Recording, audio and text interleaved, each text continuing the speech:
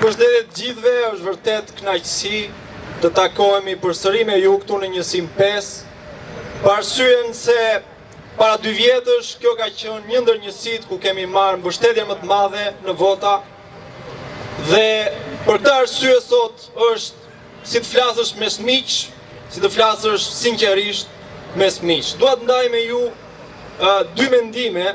Në fakt në këtë fushat të gjatë elektorale kemi folur shumë për programin ton, propozimet tona, për vështirësitë në të cilat ndodhet vendi ynë. Megjithatë sot do të flas me ju për Partinë Socialiste, edhe për arsye se Njësia 5 është një ndër njësitë ku Partia Socialiste merr shumë vota. Do ta nis duke thënë që në zgjedhjet e vitit 2013 Edi Rama bëri gjën e duhur. Gjëja e duhur ishte që të hartonte një program politik të majt. Ai propozonte arsim publik cilësor dhe të përballueshëm, propozonte shëndetësi të bazuar në modelin britanik të një sistemi kombëtar të shëndetësisë, propozonte subvencione për industrinë e për bujqësinë, vende të reja pune e shumë çka tjetër. Vetëm se me njëherë pasi fitoi zgjedhjet, bëri martesën politike me Ilir Metën dhe ndoqi rrugën krejt kundërt asaj që thoshte. Hyn në loj PPP-t, hyn në loj koncesionet në shëndetësi, për cilat sot hetohet ish ministri i shëndetësisë që ndodhet në burg, bëri reformën famkeqe në arsimin e lartë, për cilën dolën dhe protestuan studentët dhe shkatroi vendin nga gjitha pikpamjet. Veçse ai programi të cilin e tunte para zgjedhjeve dhe thoshte që nëse ne nuk e zbatojmë këtë program, atëherë me këtë program të vini të na bini kokës. E pra askush nuk shkoi të binte kokës me atë program pra. Dhe prandaj në vitin 2017 nuk hartoi program fare.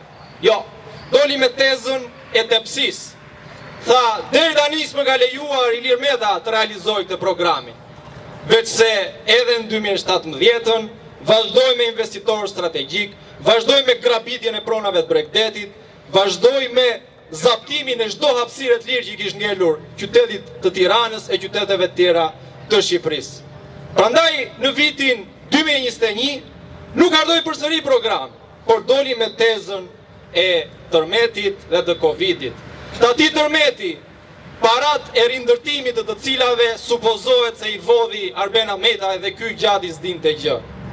Dhe atyre të cilve ju shkatrua shtëpia nga tërmeti janë ende jashtë sot, flenë në çadra.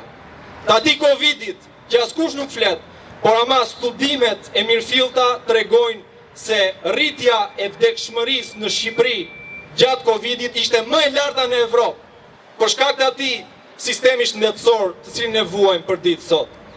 Prandaj në 2023 nuk bëri program. Doli me tallava, vetëm përpara, tha dhe vazhdoi. Prandaj sot në 2025-ën ai ka pa fytyrësinë përsëri të dalë përpara popullit të Tiranës pa program, duke bërë një premtim absurd që s'varet fare nga ai. Do jap pasaportën e BE-s. Kush është ky?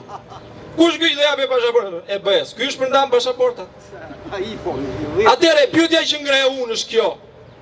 Kur tjetri të mashtron herën e parë, herën e dytë, herën e tretë, herën e katërt, herën e pestë, e po atëre nuk është më mashtrim, është tallje. Si ka mundësi që populli shqiptar vazhdon të pranoj këtë tallje, të votoj këtë tallje? Si ka mundësi? Dhe nëse arsyeja është ai që Edi Rama i quan bufi i knetës, Sali Berisha, ai njeri i cili këtij vendi i ka bërë të këqijat dhe të zezat, që nga 97-a te Gërdeci, te 20 janari e te shumë çka tjetër. Atëherë më leni t'ju them diçka. Sali Berisha është një kufon politike. Populli shqiptar kur nuk ka për të votuar më për kryeministër Sali Berishën. Sali Berisha është aty që t'i shërbejë Edi Ramës, që të ngrihen socialistët e ndershëm dhe të thonë që do votoj Edi Ramës se s'dua të vi prapë në pushtet Sali Berisha. Lëvizja Bashkë është një parti me një program të mirëfillt politik, me një program të mirëfillt të majt. Ne jemi krenar që përfaqësojmë të majtën evropiane demokratike sot, për herë të parë në Shqipëri prej shumë e shumë dekadash.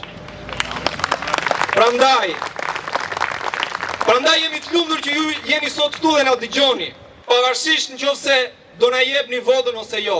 Ne jemi të lumtur të na dëgjoni, sepse ato gjëra që kemi shkruar në programin ton, ato gjëra që themi sot, do t'i themi dhe nesër nga salla e kuvendit. Do t'i themi dhe pas 2 vjetësh, do t'i themi dhe pas 4 vjetësh, pas 14 vjetësh, për aq kohë sa Lëvizja Bashkë do vazhdojë të jetë në garë, në luftë për të mirë qeverisur Shqipërinë. Prandaj u them që koha është në anën tonë. Koha është në anën tonë sepse do të dëshmoj ata që jemi ne.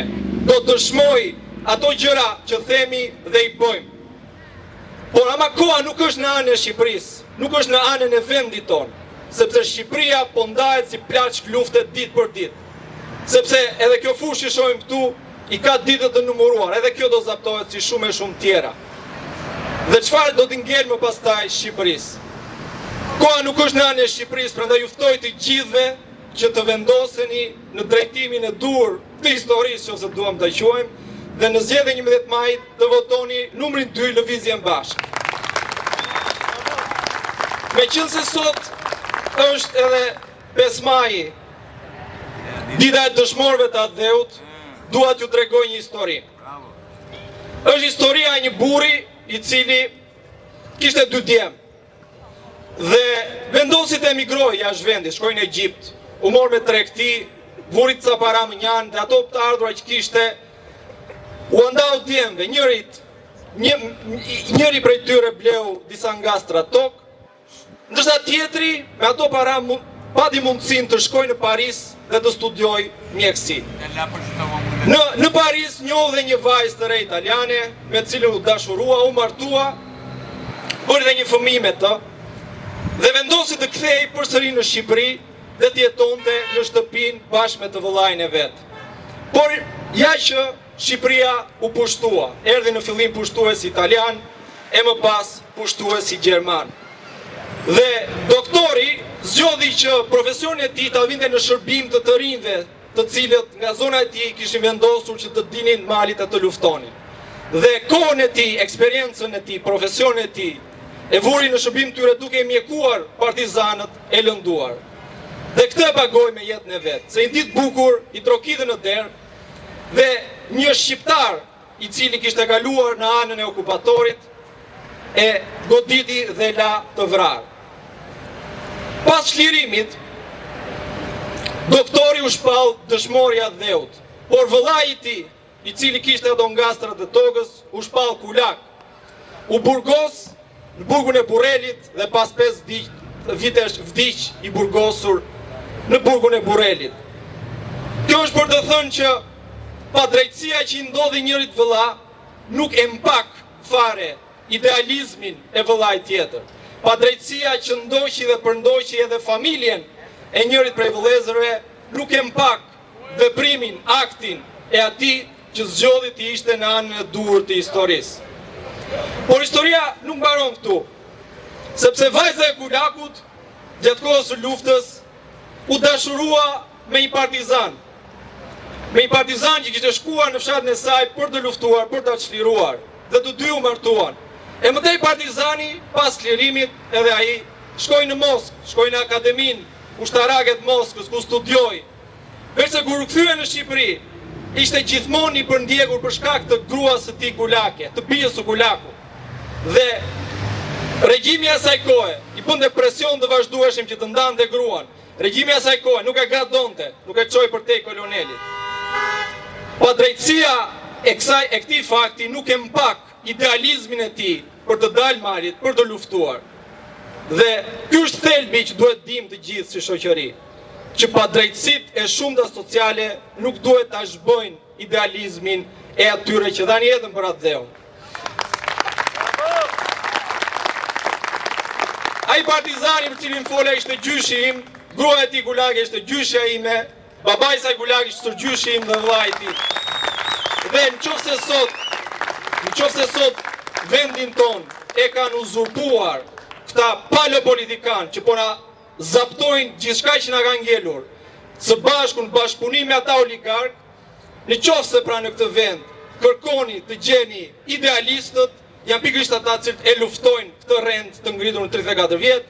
Dhe nëse kërkoni të jeni idealistë, do të gjeni mes aktivistëve dhe lëvizjes bashkë. Jemi krenarë për atë që jemi duke bërë, jemi krenarë dhe për atë të shkuarën e lavdishme të gjushëve tanë.